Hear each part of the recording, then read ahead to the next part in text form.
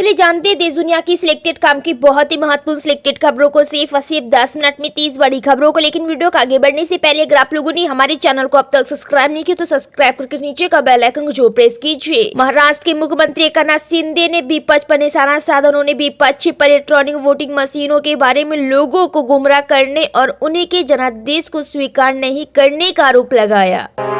पश्चिम बंगाल की मुख्यमंत्री ममता बनर्जी ने इंडिया गठबंधन के नेतृत्व को लेकर हाल ही में हुए बयान दिया है, जिसके बाद इसी सियासी गलियारे में हलचल तेज हो गई। इंडिया गठबंधन में शामिल दल के कई नेता उनके सपोर्ट में भी है। इसी बीच लालू प्रसाद यादव की पार्टी आरजेडी के क्या स्टैंड होगा, इसी पर तेजस्वी यादव ने सब कुछ साफ कर दिया है। मालवा नहर परियोजना पंजाब सरकार की एक प्रमुख जल प्रबंधन योजना है, जो मालवा क्षेत्र में पानी की कमी को दूर करने और क्षेत्रीय विकास को बढ़ावा देने के लिए शुरू की गई है। इस परियोजना जल संबंधित समस्याओं का समाधान करने में बेहद प्रभावित साबित हो रही है। महाराष्ट्र चुनाव में हार के बाद एमवीए या इंडिया ब्लॉक में शुरू हुआ मतभेद तू में वाली राजनीति की ओर बढ़ चला है। पहले समाजवादी पार्टी ने उद्धव ठाकरे की पार्टी शिवसेना यूबीटी के रवैये पर सवाल उठाते हुए एमवीए से अलग होने की बात कही है। अब उद्धव ठाकरे के बेटे आदित्य ठाकरे ने सपा पर बीजेपी की बी टीम होने का आरोप लगा दिया है, लेकिन इसके साथ ही उन्होंने सपा में भी बंटवारा कर दिया है। पंजाब के 101 किसान पैदल शंभू बॉर्डर से दिल्ली के लिए रवाना हुए, लेकिन बॉर्डर पर हरियाणा पुलिस ने उन्हें रोक लिया। यहां पुलिस और किसानों के बीच बहस हुई।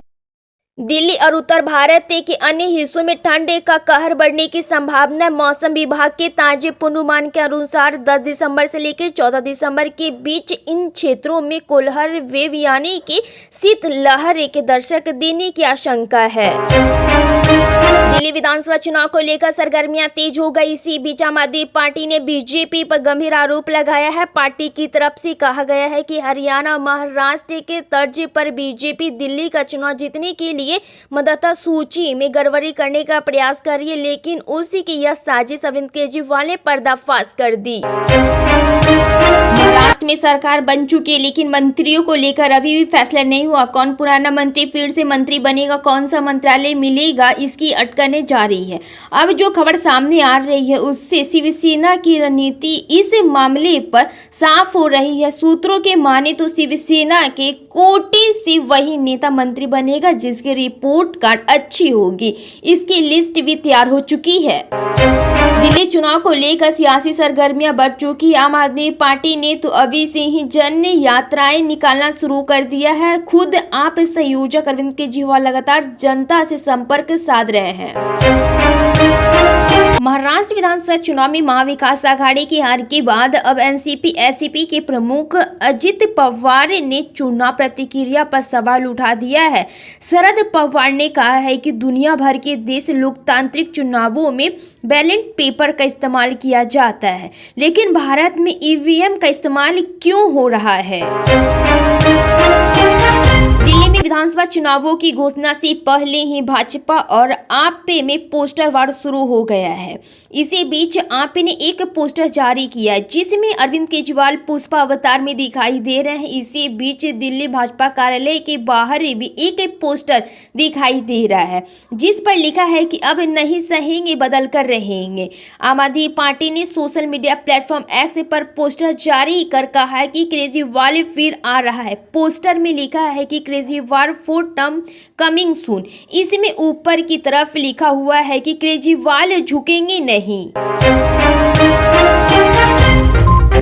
केंद्रीय रेल मंत्री अश्विनी वैष्णव वाराणसी दौरे पर पहुंचे। वहां महाकुंभ को लेकर रेलवे की तैयारी का जायजा लेने आए। अयोध्या और प्रयागराज जाने वाले श्रद्धालुओं के लिए रिंग रेल की व्यवस्था की गई है। उड़ीसा के मुख्यमंत्री मोहन चरण मांझी ने राज्य के किसानों के लिए धान्य के 2,300 रुपए प्रति क्विंटल के न्यूनतम समर्थन मूल्य एमएसपी के अलावा 800 रुपए की अतिरिक्त लागत सहायता का वितरण आरंभ किया और राज्य सरकार ने प्रत्यक्ष लाभ अंतरण डिप्टी के माध्यम से 16,000 से अधिक किसानों को 66 करोड़ रुपए की अतिरिक्त लागत सहायता का भुगतान किया। असम के मुख्यमंत्री हेमंत बिस्वा शर्मा ने कहा कि श्रीभूमि जिले में एक बांग्लादेशी नागरिक को पकड़ा गया है और उसे पड़ोसी देश वापस भेज दिया गया है। उन्होंने हालांकि यह नहीं बताया कि विदेशी नागरिक ने किस स्थान या क्षेत्र के जरिए भारत में प्रवेश करने का प्रयास किया था। राष्ट्रीय जनता दल राजन के नेता तेजस्वी यादव ने बीपीएससी अभ्यर्थी के प्रदर्शन का समर्थन करते हुए आयोग की आगामी 70वीं प्रारंभिक परीक्षा की तिथि आगे बढ़ाने की मांग की। किसान आंदोलन का मामला अब सुप्रीम कोर्ट तक पहुंच गई है। सुप्रीम कोर्ट में याचिका दायर कर शंभू बॉर्डर सहित सभी अन्य बॉर्डर खोलने की मांग की गई है। गौरव लुथरा ने सुप्रीम कोर्ट में याचिका दायर कर ये मांग की है।